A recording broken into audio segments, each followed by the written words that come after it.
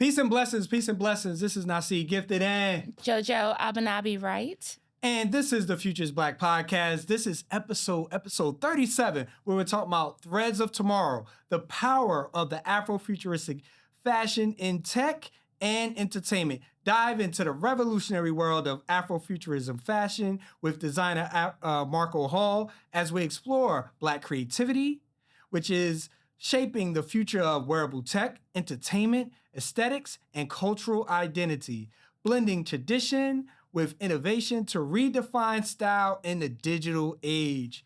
Man, this one is a powerful episode. Later on, we're going to talk to Afrofuturism fashion designer Marco Hall, who has some excellent insight on not only what he's doing now that is so futuristic, but what's happening in the next 10, 20 years from now.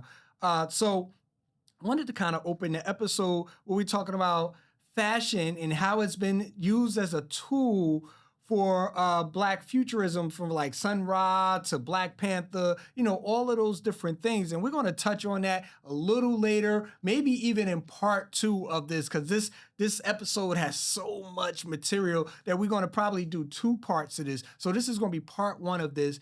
But we're going to go into part 2 with this because we have so many people that we want to highlight and showcase. Yeah. So with that, I wanted to kind of get into in our Future Forward section, our Futures Forward, and I want to highlight Ruth E. Carter. Ruth E. Carter, born on April 10th, 1960, is an American costume designer for films and television. She's best known for her collaborations with Spike Lee, John Singleton, and Ryan Coogler.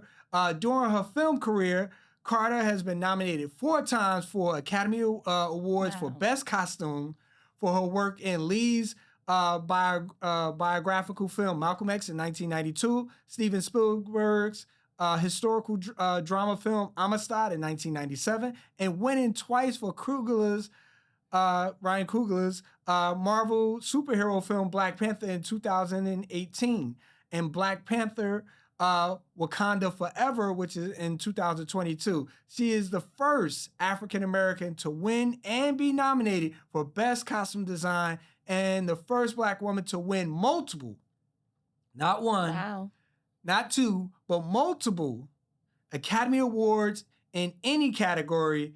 Her film credits include Do the Right Thing, What's Love Got to Do with It, Love and Basketball, Serenity, The Butler, Selma, Marshall, Dolomite Is My Name, and Coming to America. Coming to America too, the second one, So just make sure that, we had to, make sure everyone had a distinction with that. And one of her quotes, which is so powerful, creating Wakanda and designing Afrofuturistic looks where people can find their own beauty, represented the greatest gift in her career. So flowers to Ruth Carter. If you didn't get a chance to see her exhibit, that was a phenomenal piece. They had that in Charlotte, North Carolina, at the African American Museum there. And then there is so much stuff. I mean, understand. See, and this is why we talk about, the future is Black, because you have to have an understanding of history and tradition in order to be able to design for the future, right? And she incorporates all of that into all of the pieces that she does, for that particular time period. But then, even though she's doing that for that particular time period, she also always has some type of futuristic look within all of the stuff that she does. So I wanted to just make sure we give her flowers and, showcase the greatness that is this individual. So shout out to Ruth E. Carter for doing the work, There's a couple of things that we're going to talk about. We talk about wearable tech, AI and how AI is influencing the actual fashion industry. And I mean, from adding electronics into fabrics, creating your own fabrics. One of the things that our guest is going to probably talk about is some of these tech and innovations that's actually going on within the industry. And we're going to get into all of that, kind of moving forward. And I just want to hand it over to JoJo so she can kind of speak on, the state of fashion now. Okay, yeah. So it's interesting looking at fashion now and how, as you were mentioning, understanding your history on how you're incorporating things in. So going back to different fabrics, different prints, especially coming out of Africa, what are those meanings behind the fabrics and the prints that you are using to incorporate into the fashion today? Hmm. And then as we're looking at AI, we're seeing a lot of artists across the board, as well as fashion designers, leveraging AI as just a starting point. They may Hmm. have a vision in their mind, they'll put it in the AI for generative AI as a prompt, and they'll get an idea for what they want to build. And they take that as just an idea and then use that as a basis for what they want to create in the future. So it's real interesting how generative AI is being used by a lot of the artists, including the fashion designers No, as definitely. well. I see that. And then the latter piece of this is the 3D printing, being able to Mm. take some of the stuff that you're creating with generative AI, and then also 3D printing it, kind of coming up with it digitally, and then now crafting it into something that's, some weaves and stuff like that. I've been seeing some really innovative creativity that's coming out of the fashion world, when we talk about a world where they say fashion is dead, but there is definitely some innovation that's coming on a horizon, to be able to, spark the industry and make Mhm. things, move forward. So with that, we're going to introduce our guest. He's going to be here, in a second. We want to introduce Marco Hall, who is I consider him an Afrofuturistic Yeah. designer. He just sees himself as, phenomenal fashion designer who's been working with the likes of so many, and he's going to kind of unpack all of that, in our next segment.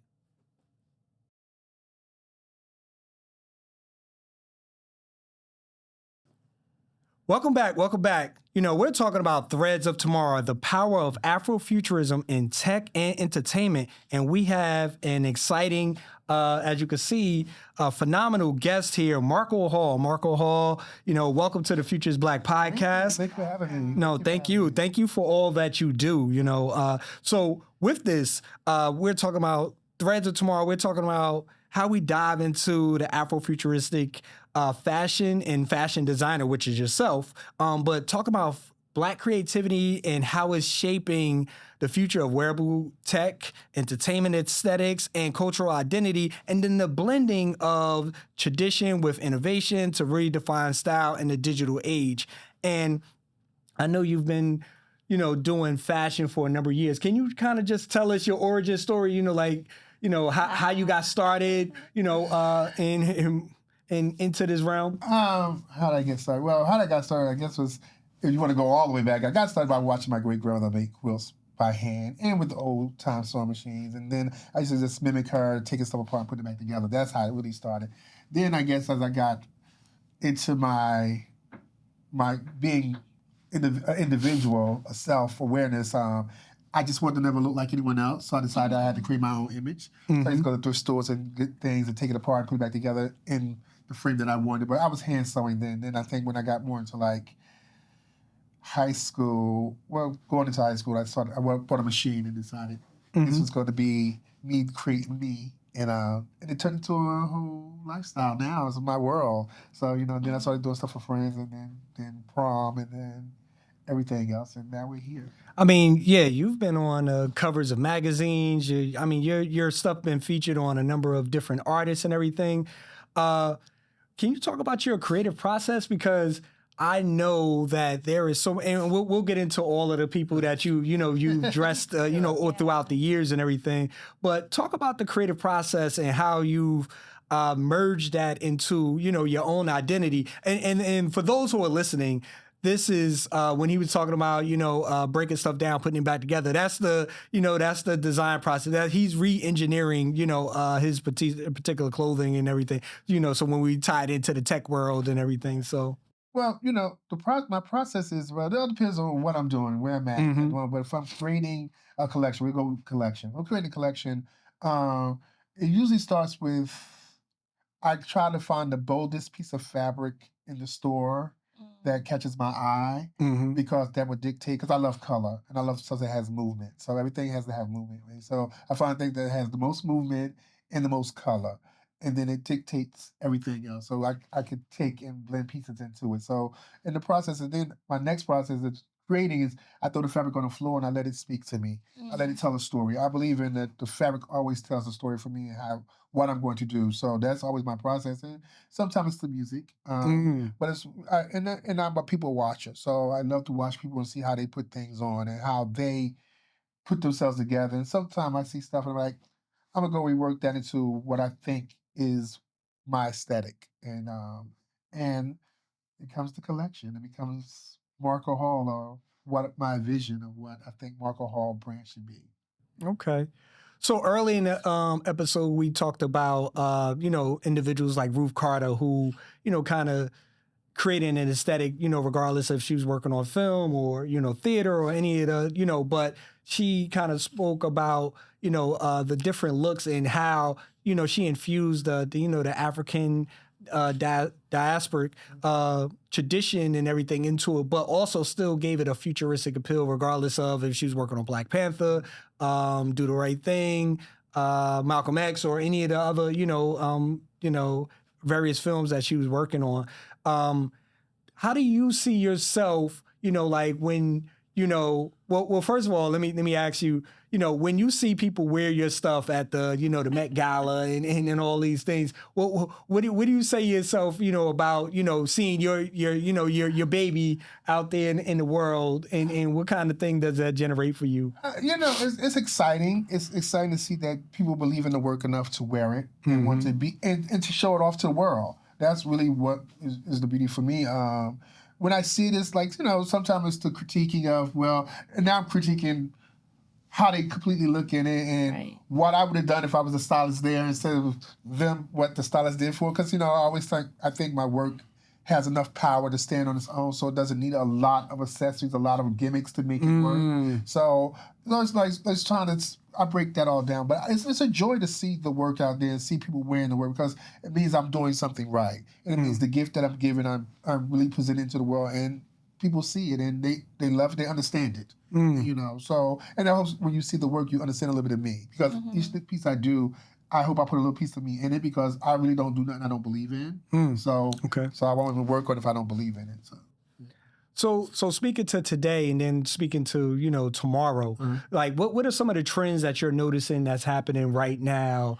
Well, trends for me right now, I feel, is fast fashion, which I hate, which I don't believe in. But, it's easy, it's cheap, and, and people, and nowadays everybody's on the go. So, they want throwaway things. So, no one takes time to hone their craft or their career or their garments.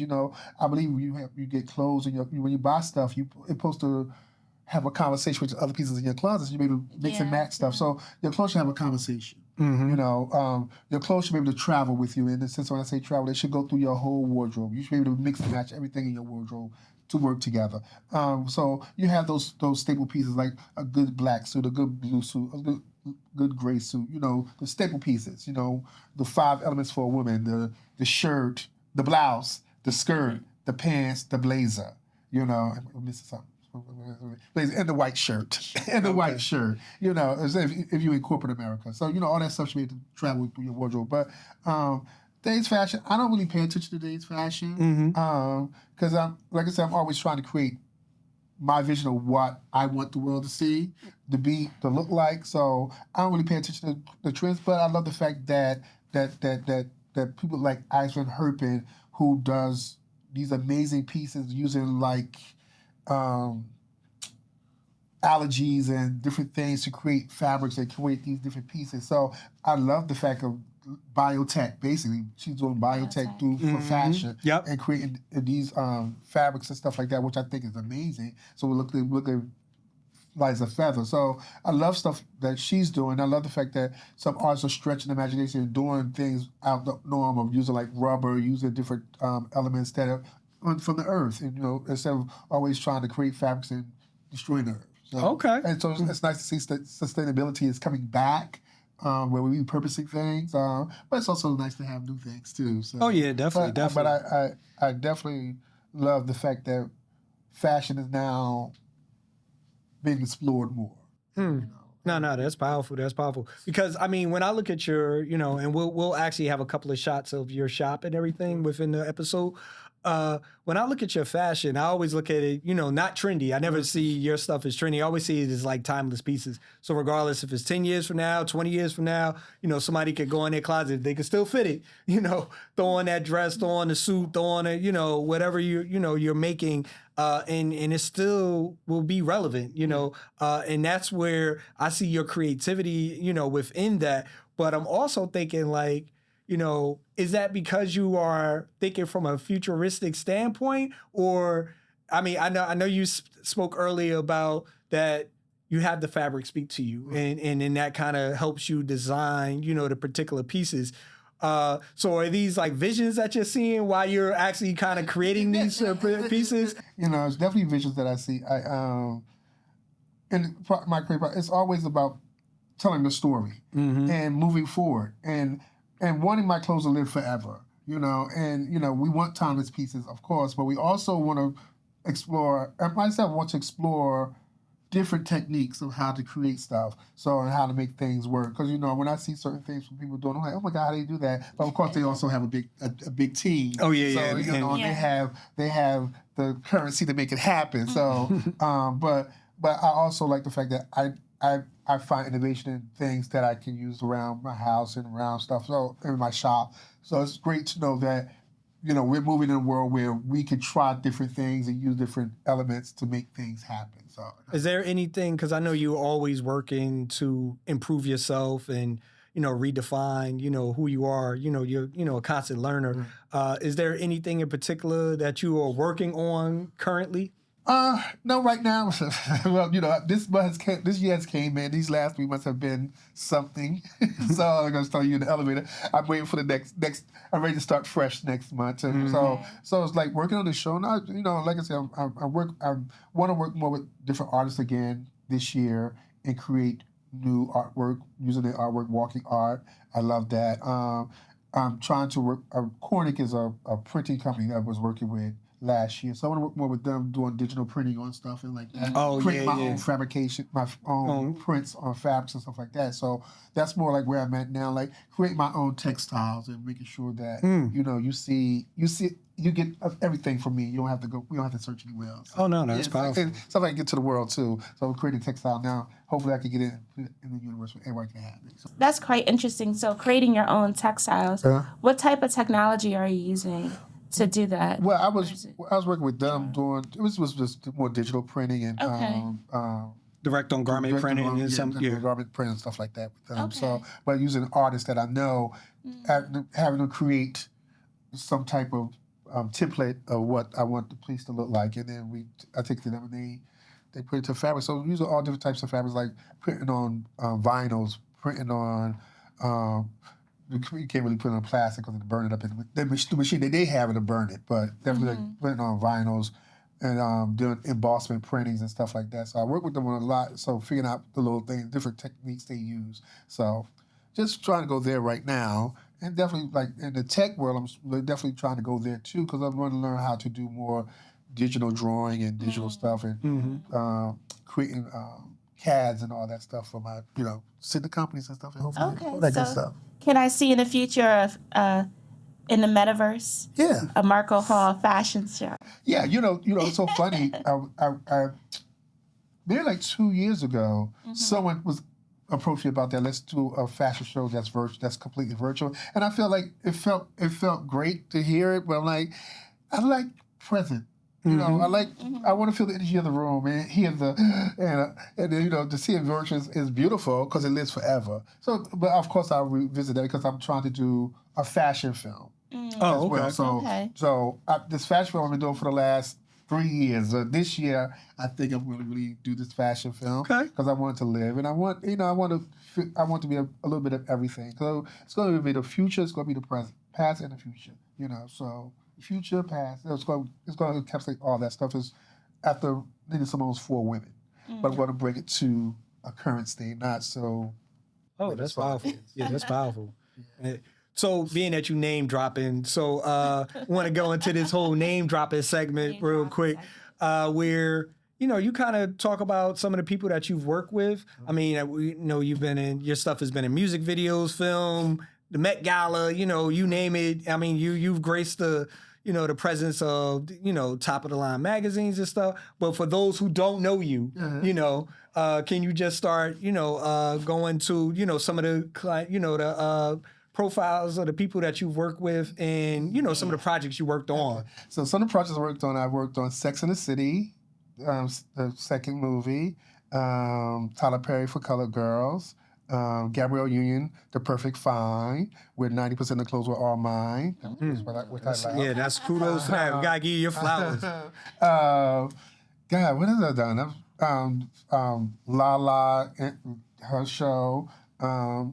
I've done a lot of shows, a lot of different little shows, little elements of that. But as far as celebrities go, I worked with the likes of the late, great Natalie Cole, the late, great Itazaki Shange, Rihanna, Erykah Badu, Jill Scott, Lettucey, Lauryn Hill. Did I say Alicia Keys? Alicia Keys. No, you just say Alicia Keys. Jason Derulo. What was the white king? What name? He's not important. Anyway, he's not important. But let's go to. He was on Power. Rotimi. Oh, okay. Yes. Rotimi. Yeah. Let's see. He was also on Power too. He played Bobby Brown. What's his name? He did Bobby Brown. The Bobby Brown. The documentary. Yeah. Movie. Okay, gotcha. Yeah. That guy too. But, he said that guy too. Vanessa Williams, Miss America, Vanessa Williams. Who else? There's so many. Whoopi Goldberg, Sherry Shepherd, Vivica Fox. It's a lot more. Broadway actors, Lillian White, Natasha Williams. We'll give Vanessa Williams with Broadway. Yeah, so that's what I'm doing now. A lot of Broadway girls now. That's what I'm working on. So over the weekend, I did Lillian White. I dressed up for her short at 54 Below, which is the old Studio 54. They turned to a cabaret. Oh, okay. So I was there all weekend from Wednesday to yesterday with her, dressing her for her show. So that was really a great. Oh no, that's powerful. So she's a Tony Award winner. So we worked with her a lot lately. So just talked to Vanessa Williams recently, so she's coming back to the States, so I'll be working with her again. Okay, that's beautiful. I mean, yeah. So I mean, being that Newark now is getting to be a film boom. Yeah.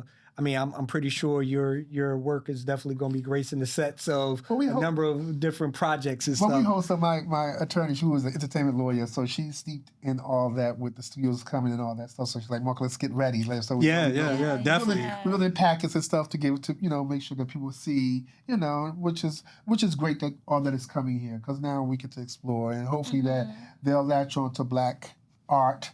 And Black filmmakers, Black writers to produce some stuff here, because we have great people here. Oh yeah, no, definitely. We got the talent. And hopefully have The Future's Black. Yes. That's a film. Yeah, it's funny that we work in so many different circles, and they say 6 degrees of separation. But I remember pitching something to Newark Museum, about Afrofuturism. And I was like, I got a fashion segment. I know who I'm going to bring. I'm going to bring Marco Hall. And they was like, oh, yeah, we already working with Marco Hall or whatever on some of this stuff. Yeah. So I was like, I was just like, wow, just knowing that, great minds think alike. And, when we talk about making things happen, that's where you are. And now that you say that, they got a new director coming in. Oh, okay. So, but definitely, I'm going to brace that again. About the Afrofuturism, because I think Newark Museum needs to present that, and I think it'll be a wonderful, especially for a Black city. It would be something great, because it was beautiful to have the Atelier to Runway, which I was a part of. That was great, but I think they need to see more and see where we could go, where we're going in the future. And it's wonderful that the Met Gala is now doing the Black Dandy, so we can see us from now into the future. So that's a wonderful thing. Because as Black people, we are the creators of fashion and style. Oh, yeah. Well, I mean, and it's funny because, how do you feel about the quote that the fashion is dead? You know what I'm saying? What do you feel about that? It is. There's not, like I said, it's fast fashion. Fast fashion. Fast fashion is not fashion. Mm-hmm. Because this stuff comes and goes. Fashion is there because people are not creating no more. They're not doing, everyone is jumping on the bandwagon to make $1. Mm-hmm. And, you know, I want to be transported. You know, it's so funny. I'll tell a quick little story. When I went to China a few years back, I got some dresses made because I was like, you know, I'm going to do more retail stuff. Because people keep coming like, oh, you have that about, so I decided to got some dresses made and brought them back over here to the States. Mm-hmm. Put the dresses in the window. I'll never forget this. And I was putting the dresses in the window. I'm standing in the window looking at the dresses and I'm going, yes. And this woman who comes by every single day, I was like, what do you think? And she said, I get that from TJ Maxx. Oh, that had to hurt. It did. It hurt. It hurt so bad. Literally, the next day, I changed my window. I took all the dresses out the window. She said, when I walk past your store, I want to be I'm always transported. Oh, that's I'm always dreaming about where I can go, where I can be. To see this year, I go to TJ Maxx to get this, Marshalls. So she's like, these dresses are, just anybody can get these. And I was like, so that made me go, you know what? Go back to where my focus was. Yeah, and and that's the high standard that you set, you know, because I mean your display window is super phenomenal when it brightens the block. Right. You know what I'm saying? It brightens the block.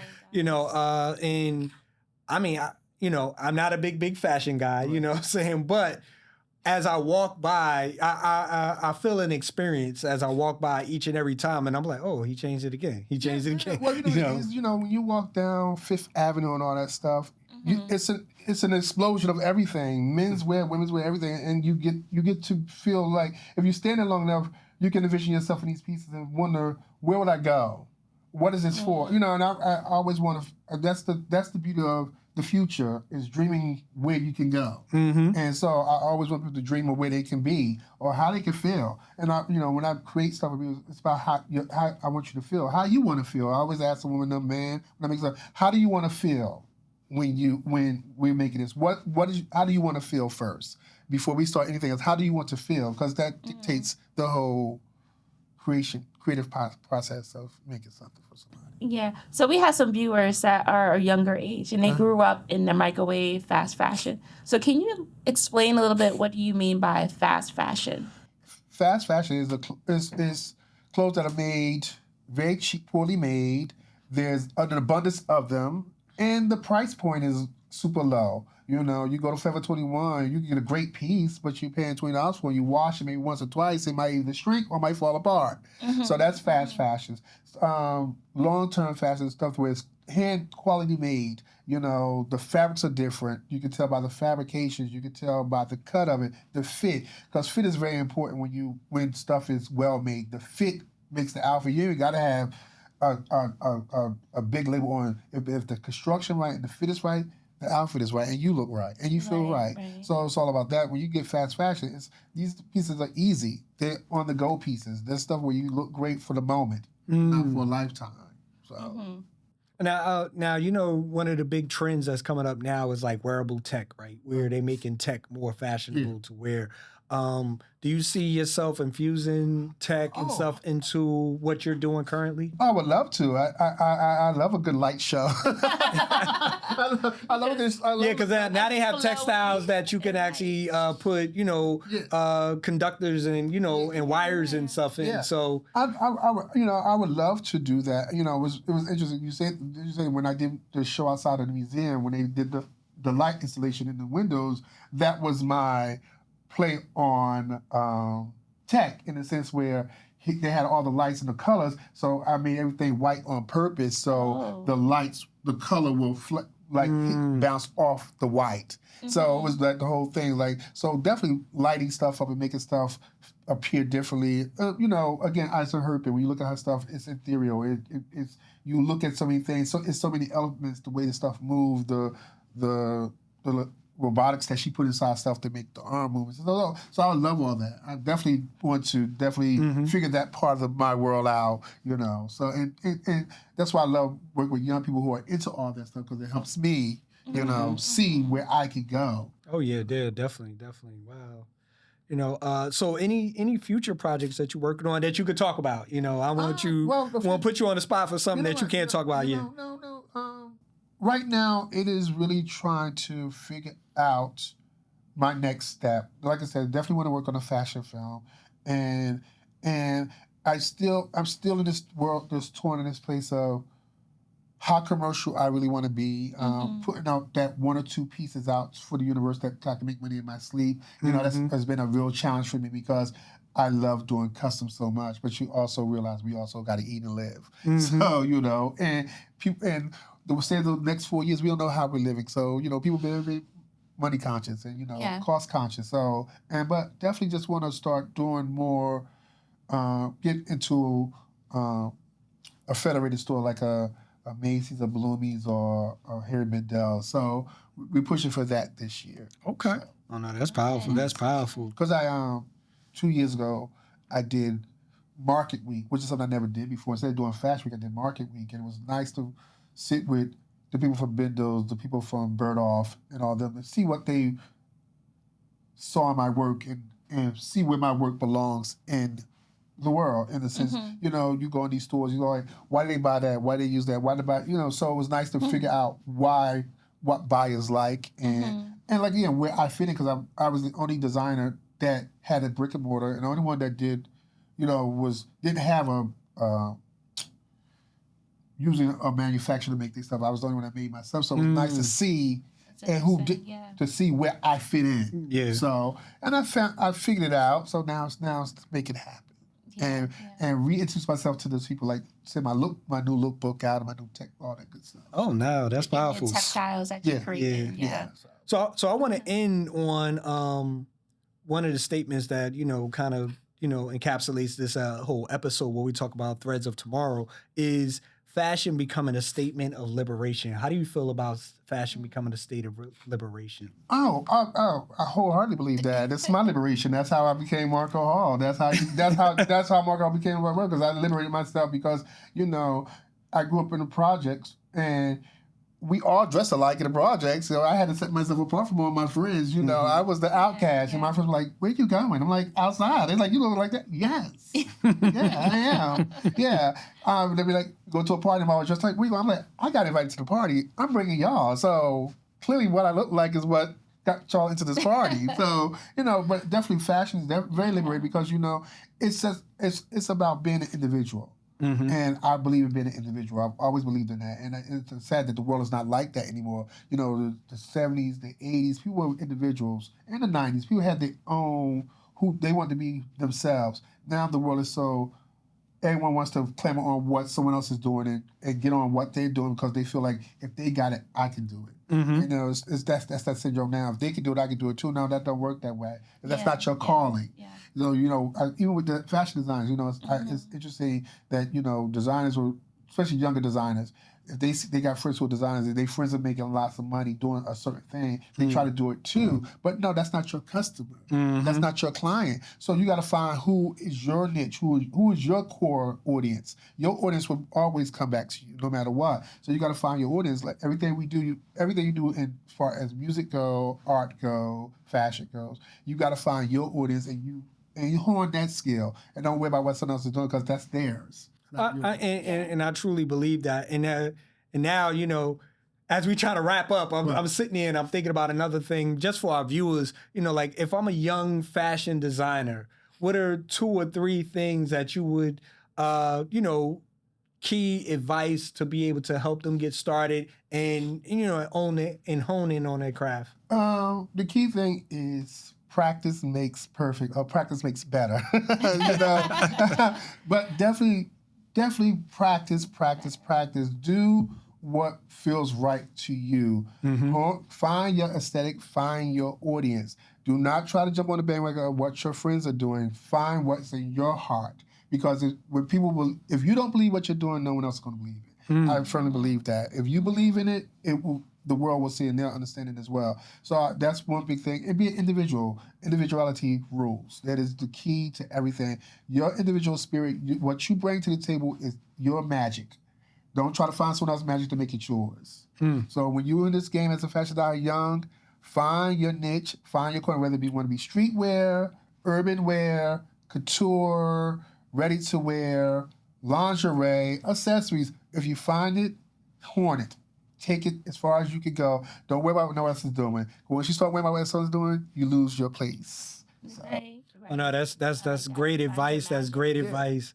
That's definitely great advice. So we want to thank you for appearing on the Futures Black podcast. Want to give you your flowers. Thank you. For all the great work. All of the stuff that you've been doing, man. That was, and when we were saying, hey, we doing an Afrofuturism episode on fashion, first name that came to mind was you. So so I thank you once again and continue the great work. Continue the great work. Thank you. We're gonna go as far as we can go. All right. Thank you. So as we're talking about threads of tomorrow, we want to close out and talk about how fashion, as our guest has spoke about, as a portal to liberation. How everyday style can act as Afrofuturism and where Afrofuturism fashion is headed. Let us know where you think everything is heading. Put that in the comments. Let us know what you're thinking about this. And then we want to do a call to action to not only be very creative and innovative, but support these Black designers and imagine a bolder fashion future. So we want you to be able to do that. Support these designers. If you like it, we need you to support it. And the only way you support it, we need you to support it with your dollar. We need you to support it with your funds so these individuals can not only still provide for themselves and their families, but be able to create, the world that we want to be able to live in from a fashion forward standpoint. And with that, we're going to close out. JoJo, did you have any closing remarks that you wanted to say with regards to that? Yeah, I'm just really excited where fashion is going. Mm-hmm. The one thing I did want to mention, since we were talking about wearable art, there are certain groups right now, like STEM for Dance. Oh, okay. Where if you look at them, look them up, please look them up, where they're incorporating a lot of the wearable technology and costume designing as well. So definitely take a look to see where we are going in the future with our fashion. Okay. And I just want to kind of close out with Afrofuturism fashion isn't just about looking forward. It's about weaving the past, the present, and future into wearable art. And then this episode will leave listeners to inspire the clothing as a canvas for revolution, innovation, and unapologetic Black excellence. Style is the first weapon of the future. And with that, we want to close out. We would thank you all for tuning in. This is the Futures Black podcast. Thank you for tuning in. Thank you. Peace.